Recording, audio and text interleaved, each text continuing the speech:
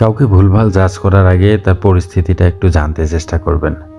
কারো মুখের হাসি দেখে অনায়াসে ভেবে বসবেন না মানুষটা দিব্যি সময় পার করছে। কেউ যদি আপনাকে তার মন খারাপের কথা বলে, সাথে সাথেই তাকে উপদেশ দেওয়ার জন্য ব্যস্ত হয়ে পড়বেন না। একটু সময় নিয়ে মনোযোগ দিয়ে তার কথাগুলো শুনুন। তার অনুভূতি কিংবা মানসিক অবস্থাটা একটু বুঝতে চেষ্টা করুন। কাঁধে একটু হাত রাখুন, পারলে জড়িয়ে ধরে একটু কাঁদতে দিন। বিশ্বাস করুন, আপনার উপদেশের চেয়ে এইটুকু সান্ত্বনা তাকে অনেকটাই ভরসা দিবে, স্বস্তি দিবে, শান্তি দিবে। মানুষ সবার সাথে থেকেও একা হয়ে যায় যখন কেউ তাকে বুঝতে পারে না, তার মিথ্যে হাসির কারণ খুঁজতে চেষ্টা করে না।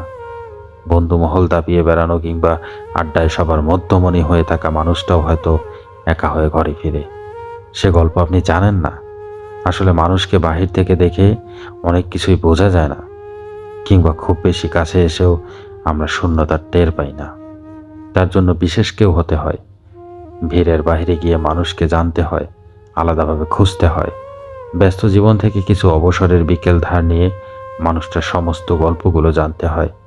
বিধ্বস্ত বিষণ্ণতায় একটুখানি গল্পের প্রলোভ দিয়ে তার পাশে থাকতে হয়। অর্থের শূন্যতায় মানুষ ভেঙে পড়ে, তার যত্নের শূন্যতায় মানুষ বেঁচে থেকেও রোজ মরে যায়। নিজেকে বোঝাতে না পারার ব্যর্থতা কিংবা কাউকে না বুঝতে পারার সীমাবদ্ধতায় মানুষ একা হয়ে যায়। মানুষ বেশি কিছু চায় না আসলে, বোঝার মতো মন চায়, হারিয়ে গেলে খোঁজার মতো মানুষ চায়। ভেঙে পড়ার দিনগুলোতে মাথা রাখার নির্দিষ্ট একটা কাঁধ খোঁজে। একটু মনোযোগ, একটু সান্ত্বনা আর একটু যত্ন মানুষের খুব বেশি। কী বা চাওয়ার আছে, অথচ তাই যেন আরাধ্য সাধনা।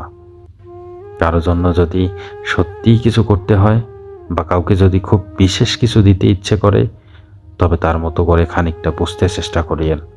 অন্য সবার মতো অল্পতেই তাকে জাজ করিয়েন না।